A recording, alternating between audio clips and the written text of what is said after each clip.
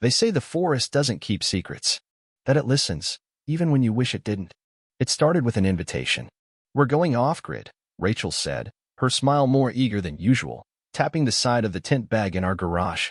"You, me, the Kingsleys, and a few others. One last trip before the cold hits." I should have paid more attention to how her eyes darted away when she said, "others." But hindsight has 20/20 its vision, and I hadn't grown mine yet. Rachel loved the woods. I tolerated them. She said they made her feel alive. I said they made me feel itchy. But marriage is about compromise, or so I was told. So I packed the tent, the gear, the firewood, the hopes. We drove out Friday evening in that silver Subaru she once named Pebbles back when we still gave nicknames to things that mattered. The further we got from streetlights and signal bars, the more she glowed. Like a different version of herself, the one I hadn't seen in a while. When we pulled into the clearing, the Kingsleys were already there. 2 tents, crackling fire, big smiles and beers already sweating in the cool air. And then he showed up. His name was Cole. Flannel, jawline, and charm that tried too hard. You ever meet a guy who laughs like he's in on a joke you weren't invited to? That was Cole. He wore his backpack like it weighed nothing, which somehow annoyed me more than it should have. Rachel hugged him. Not the usual friend hug either. The kind of hug with a pause in it. Like a secret exchange through touch. I told myself I was imagining things. You can't build a case off body language. Besides, I wasn't the jealous type. I'd always prided myself on that. Turns out, maybe I should have been. Dinner was chili cooked in a big pot over fire, with too many onions and not enough truth. Cole told stories, loud, animated, confident. Rachel laughed at every one like he was the second coming of stand-up comedy. I watched. I smiled. I chewed.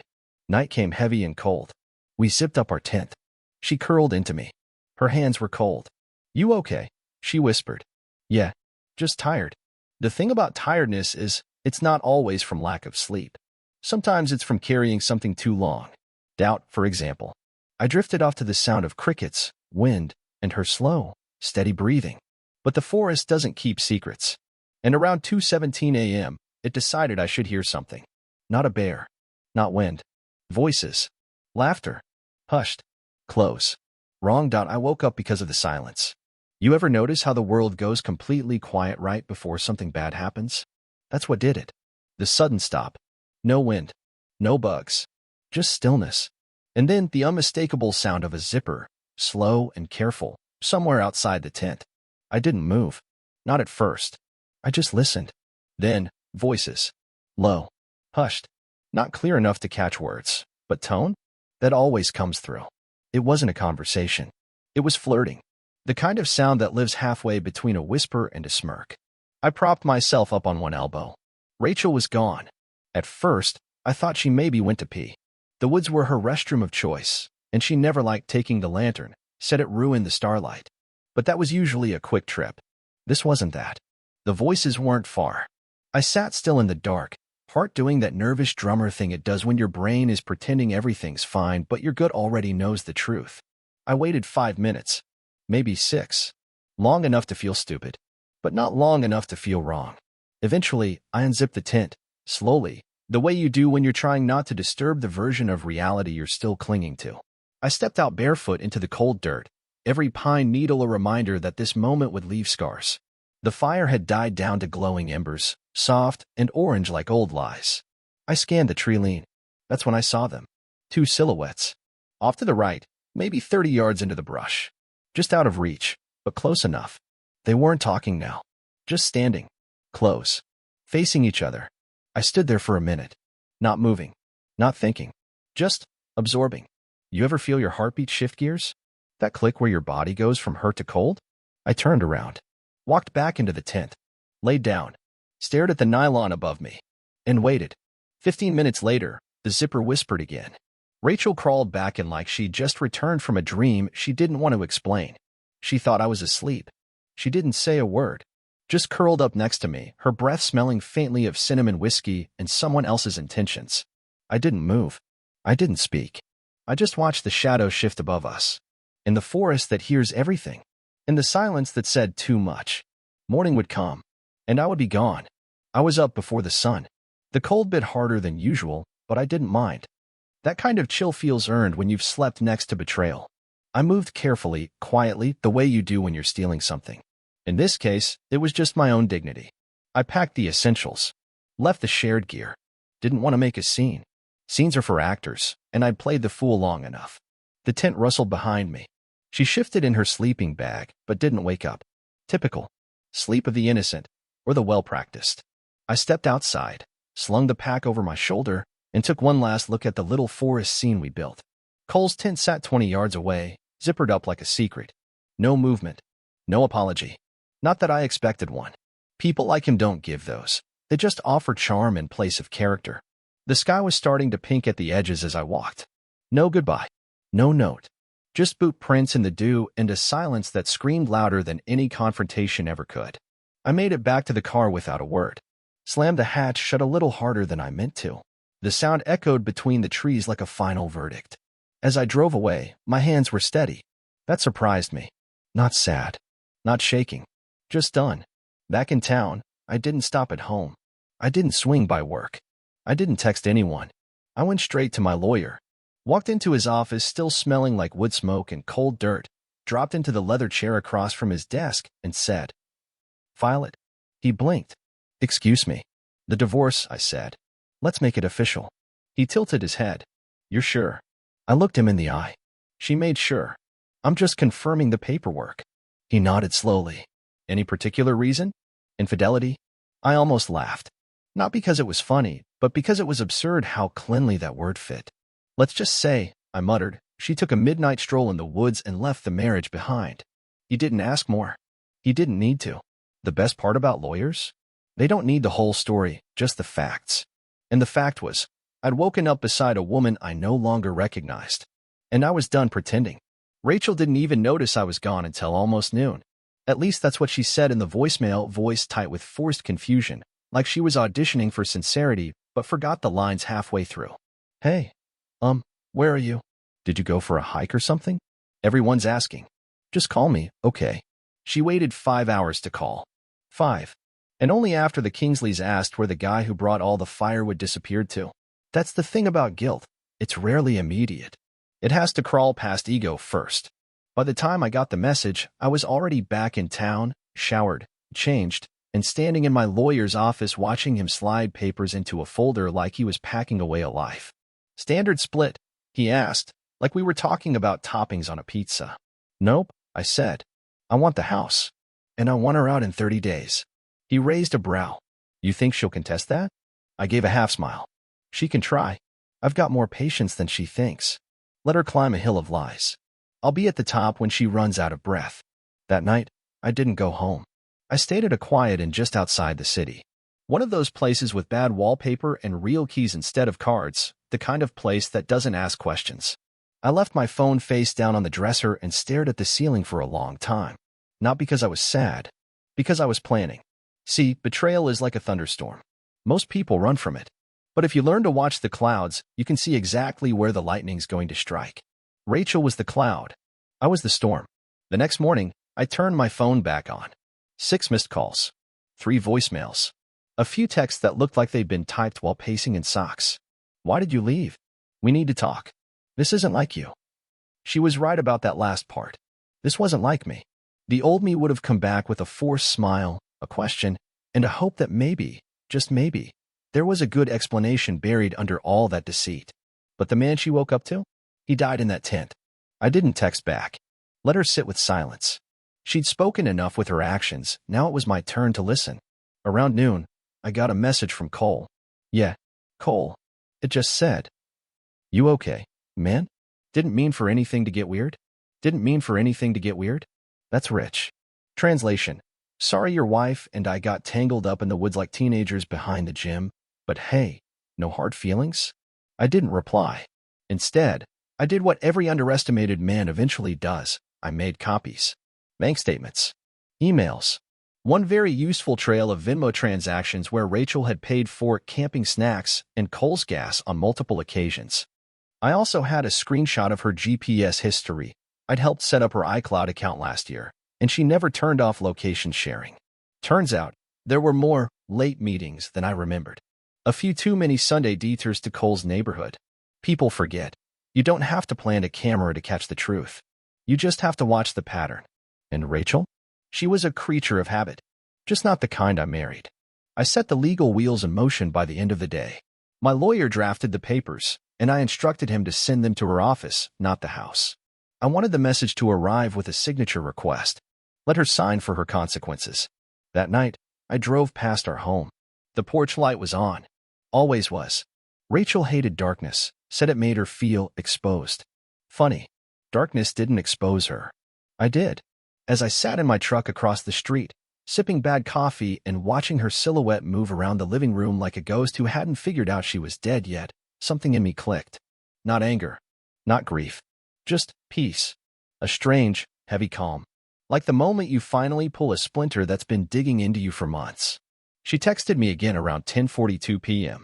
I don't know what's going on, but we need to talk. I didn't reply. I just turned the key in the ignition, drove away, and left the house behind me, just like I left the tent. No confrontation. No yelling. No begging. Just movement. That was the part she never saw coming. She thought I'd explode. She thought I'd chase. She thought she could come back to a man still wounded, still waiting. Instead, she came home to a man who wasn't there. And soon, she'd wake up to a reality that no longer belonged to her. Rachel didn't call again. She showed up. 3 days after the 10th. 2 days after the papers hit her desk like a slap across the face. 1 day after she realized this wasn't a tantrum. It was a departure. I was in the garage at my buddy Nate's place, tightening bolts on a rusted-out bike we'd been rebuilding just for the hell of it. Not because I needed the ride, because I needed to keep my hands busy. Busy hands don't text back. Busy hands don't open doors. But Rachel didn't knock. She just stepped in like the garage was still hers to walk through. Like the air still belonged to her lungs. Like I hadn't already scraped her name off the doorframe in my mind. I looked up from the wrench. She stood there with a face full of questions and no vocabulary to ask them. "Where have you been?" she asked, voice small. I didn't answer right away. Not because I didn't have one, but because I wanted her to feel the stretch of the silence. Let it pull tight around her ribs. Let her learn what it's like to wonder. "Not lost," I finally said. "That's all that matters." She stepped forward like that line was an invitation. It wasn't. "Why didn't you talk to me? We could have figured something out." That one almost made me laugh. Not a ha-ha kind of laugh. The dry, ironic kind, the kind you give when someone sets fire to your house and then asks if you want to split the insurance. "Figured what out?" I asked. Which lie we pretend was true. She flinched. Not big. Just enough to prove she hadn't expected me to say it out loud. That's the thing about people who cheat in the dark. They think the daylight will be polite. "I know how it looks," she said. "No," I said, standing now. "You know how it is. There's a difference." Her eyes welled up. Classic. Pull the sympathy card when the truth cuts too deep. I made a mistake. That line. I could tattoo it across 1,000 court documents and still not drain it of its arrogance. "No," I said calmly. "You made a choice." Repeatedly. With intention. That's not a mistake. That's a priority. Her jaw clenched. She hated when I turned her words back into facts. Truth has a way of burning people who only ever carried it like a prop. "You left," she said, trying a different tone now, softer, more wounded. "You didn't even say anything. Just vanished. Like I was nothing." I tilted my head. "You crawled back into the tent thinking I was asleep. You didn't say anything. You vanished before I ever left." She blinked. There it was, the shift. The moment she realized this wasn't about rage. This was worse. It was about removal. "You filed," she said, her voice dropping. I did. Her lips parted like she wanted to ask why, but even she wasn't dense enough to pretend she didn't know. She looked around the garage like the walls might offer a way out. Nothing but shelves, oil stains, and tools that only ever fixed what was worth saving. "This doesn't have to end ugly," she tried. I smirked. "It's not ugly. It's surgical." I picked up the wrench again. Sat back down. Let the silence land like a gavel. She didn't leave right away. She stood there a few more seconds, like maybe if she lingered long enough, I'd blink and reset. But I didn't blink, and I wasn't resetting. She walked out without another word. And this time, I watched her go. No anger. No chase. Just peace. You know what's wild? That night, I got a text from Cole. Again. "Did she find you? She's kind of spiraling." I stared at it for a minute, then typed back. "She should have thought about that before spiraling into your sleeping bag." Sent. Blocked. Done. Let him be her therapist now. Let him listen to the long, drawn-out explanations for why she just felt lost or needed to explore her identity while married. Let him learn the hard way what I already knew. Some people don't fall in love. They fall in convenience. And when the convenience stops working, they look for a newer version. One with bigger arms, fresher charm, or a tint pitched slightly farther from their responsibilities. The next morning, I got a call from my lawyer. "She's contesting the house," he said flatly. Of course she was. She says she's entitled to half of everything. I smiled. She's entitled to half the truth, too. Good thing I've got screenshots, statements, and 3 neighbors who saw him come and go while I was working double shifts to pay for her yoga studio and oat milk subscription. The line went quiet for a second. "You want to go scorched earth?" I leaned back in the creaking office chair I was crashing in that week. Thought about that question. Scorched earth? No. Too messy. Too loud. I didn't want to burn it down. I wanted to bulldoze it. Clean. Cold. Final. I want her to realize, I said, that she walked out of the best thing she ever had and landed in something she'll eventually have to explain to her parents, her friends, and her next therapist. He chuckled. Consider it done. Rachel didn't go quietly. She went loud. Tried the mutual friends route. You know, the subtle smear campaign disguised as concern. Suddenly, I was the emotionally distant husband, the cold one, the guy who just left without warning. But the funny thing about a liar? They always underestimate how much receipts weigh in a courtroom. My lawyer submitted the GPS logs, financial statements, and the lovely little log of her camping snacks for Cole. Turns out, my house was financing her affair. Romantic, right? She tried to get sympathy.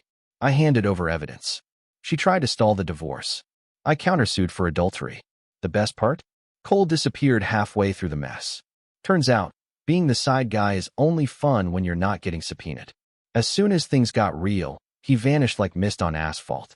She'd picked a man who didn't even want to be seen in daylight, and lost the one who always showed up. A week later, I came by the house to collect the rest of my things. Gave her notice. Gave her space. All civilized. She didn't expect me to bring a locksmith and a police escort. But I don't do round 2. I walked through the house with a checklist in hand. Every item I'd bought. Every piece of furniture that came out of my paycheck. She tried to argue over a couch I'd built from a flat pack box 3 years ago. I didn't say a word. I just showed her the receipt. The officer gave her a look. She backed off. I took the couch. And the silence. She stood in the hallway, arms folded, looking small for the first time in years. "You're really going through with this," she said, voice cracking. I nodded. "You went through with it first." I left the key on the counter. Last time I touched that house, it felt like a home. This time, just drywall and echo. Weeks passed. The papers were finalized. And like clockwork, she texted, "Can we talk?" I didn't answer. 2 days later, another. I made a mistake. Now she was using my words. But see, here's the thing. Regret doesn't rebuild bridges. It just makes people stare at the river a little longer. She called my sister. Tried to guilt trip her into arranging a surprise conversation. My sister laughed in her face. "You don't get to break a man like that and ask for another shot just because your side hustle dipped out," she told her. Rachel never called her again. People started seeing me around town again. Smiling. Lighter. Like I'd set down a weight and realized I never needed it in the first place. She noticed. Her friend, one of the few who hadn't picked sides, told me Rachel was different now. Quieter. Sadder. Scared. Said she started therapy. Good. Maybe she'll figure out why she blew up a life people pray for. That I don't believe in petty. I believe in permanent. So no, I didn't slash tires or post receipts on Facebook. I did something better. Remember that house I fought to keep? I sold it. To a single mom with 3 kids and a golden retriever. Gave her a deal just to make sure Rachel would see the open house flyers in her old neighborhood. She came by once during staging. Didn't knock. Just stood at the curb, staring. I was parked across the street in a borrowed sedan. Watched her look up at the window that used to be ours. She didn't cry. She just looked hollow, like she finally understood. And right then, right in that moment, I knew revenge wasn't about punishment. It was about clarity.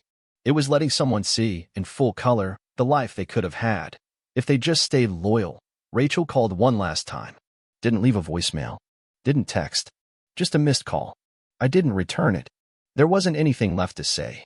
We'd said it all, through action, through silence, through everything in between. Last I heard, she moved in with her sister, working part-time, still trying to figure out who she is. Me? I found peace. Not in someone else. Not in revenge. In myself. In the man who walked away from a campfire lie in the middle of a cold forest and didn't look back. I still go hiking sometimes. Alone. The woods are quieter now. They remember what happened. So do I. But I don't carry it anymore. And if the trees ever ask, I just smile and say, "She thought I didn't hear, but I did." And I left. That was her last chance to be loved by a man who meant it.